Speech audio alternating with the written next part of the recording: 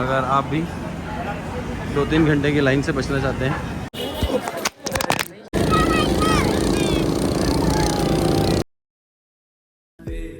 Everyone, तो हर हर महादेव।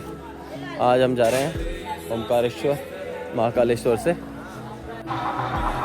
सामने भगवान की भस्म आरती भी शुरू हुई है।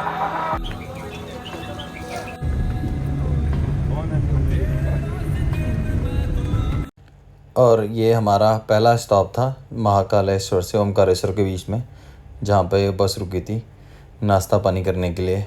चाहे तो आप लाइट फूड ले सकते हैं, और लाइट फूड का ऑप्शन था, या आपको फुल मील खानी है तो उसका भी ऑप्शन था। चाय कॉफ़ी सारे ऑप्शन थे, और मोस्टली सारी गाड़ियाँ यहीं पे रुकी थी।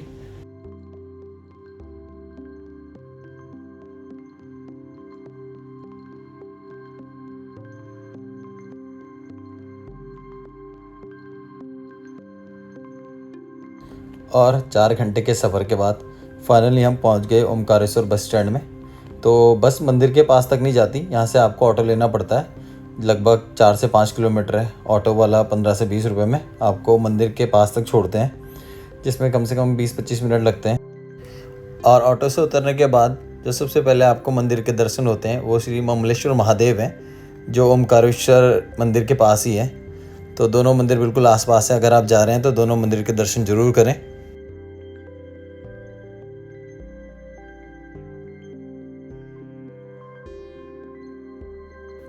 और मंदिर के बाहर ही काफ़ी सारी दुकानें होती हैं।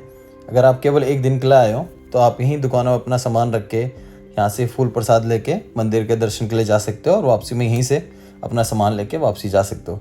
लेकिन आप एक नाइट स्टे कर रहे हो, फिर तो आप अपना सामान होटल में रख के उसके बाद दर्शन के लिए जा सकते हैं।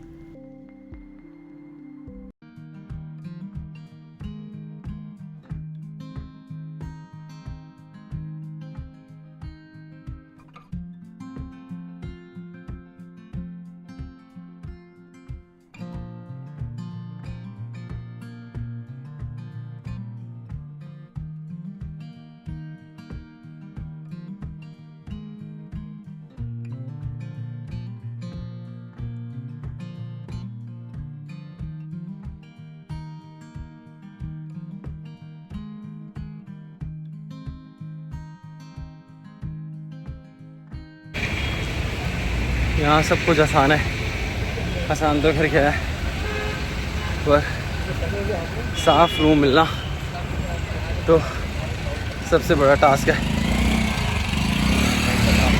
बहुत मेहनत करने के बाद हमें एक होटल मिला, और सबसे पहले सामान रखते ही हम चल पड़े महादेव के दर्शन करने के लिए। मंदिर जाने के लिए आपको पहले ये पुल पार करना पड़ेगा, और पुल पार करते ही मंदिर का प्रांगण शुरू हो जाता है।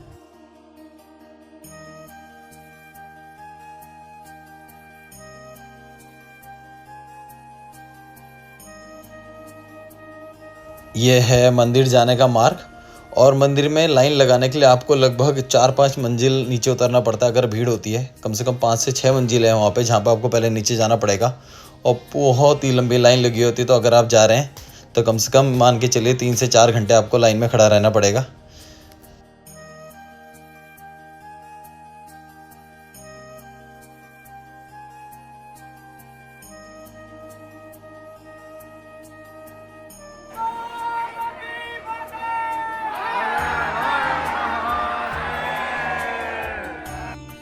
ये आप देख सकते हैं कितने मंजिल आपको लाइन में खड़ा रहना पड़ेगा।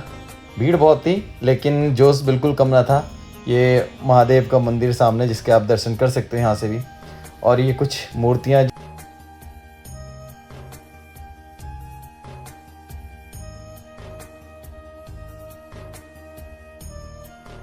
और दर्शन करने के बाद ये बाहर का नज़ारा, क्योंकि मंदिर के अंदर का मैं दिखा नहीं सकता हूँ, मना करते हैं वीडियो बनाने के लिए। तो अगर आप घर के लिए कुछ सामान लेना चाहते हैं, या आप मंदिर जाने से पहले भगवान पे चढ़ावा चढ़ाने के लिए कुछ लेना चाहते हैं, तो ये आप मंदिर के बाहर से सब कुछ ले सकते हैं वहाँ पर।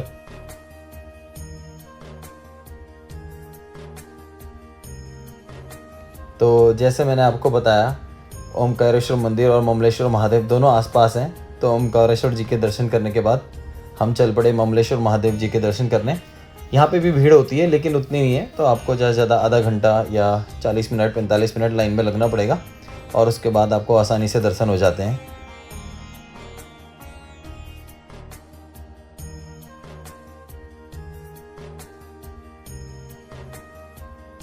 और ममलेश्वर महादेव के दर्शन करने के बाद ये बाहर का नज़ारा, और इसके बाद आज की यात्रा समाप्त। और अगले दिन हम फिर सुबह सुबह चल पड़े महादेव के दर्शन करने, क्योंकि था सोमवार और ये तो हम बिल्कुल मिस नहीं कर सकते थे।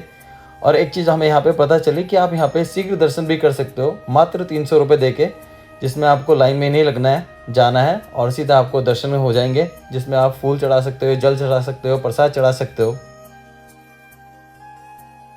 अगर आप भी 2-3 घंटे की लाइन से बचना चाहते हैं तो आपको यहाँ से 300 रुपये में रजिस्ट्रेशन कराना है, और फिर ये ममलेश्वर सेतु से होते हुए बिल्कुल एग्ज़िट दरवाजे पे जाके वहाँ से एंट्री मिल जाएगी केवल 5 मिनट में। बट अगर आप ये नहीं कराते हैं तो कम से कम 2-3 घंटे आपको यहाँ लगेंगे।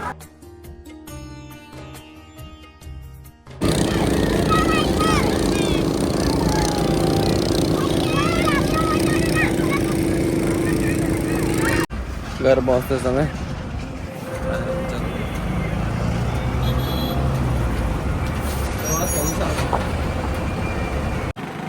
अब इसमें लगेंगे 2-3 घंटे, 1-1.5 घंटा तो लग ही जाएगा। देखते हैं, टायर बदलेंगे या हमारा ट्रिप ख़त्म होने वाला है।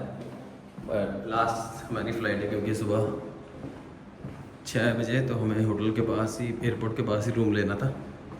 तो ये हमारा आज का रूम, अब तक का सबसे बढ़िया रूम मुझे यही लगा यार। बाथरूम तो ओके है। चलिए, इंदौर का ट्रिप ख़त्म आज। कल सुबह फ़्लाइट वापस ऋषिकेश। हर हर महादेव।